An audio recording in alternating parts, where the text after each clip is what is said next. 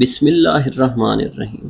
آج اولوں کی وجہ سے کئی افراد کی ہلاکت، گاڑیوں کے شیشے ٹوٹنے کی خبریں چل رہی ہیں۔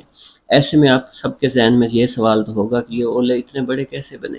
اولے بننے کی وجہ زمین سے اٹھنے والی تیز طوفانی ہوا ہے، جو کہ پانی کے بخارات کو اتنی اونچائی تک لے جاتی ہے جہاں پر بخارات والا پانی یخ ٹھنڈا ہو کر برف بن جاتا ہے۔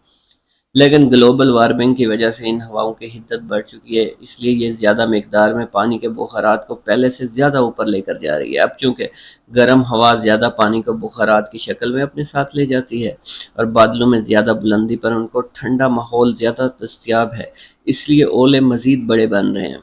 ماہرین کے مطابق اگر ہوا کی اوپر جانے کی رفتار 103 کلومیٹر فی گھنٹہ ہو تو یہ گولف کے سائز کا اولا بن سکتی ہے۔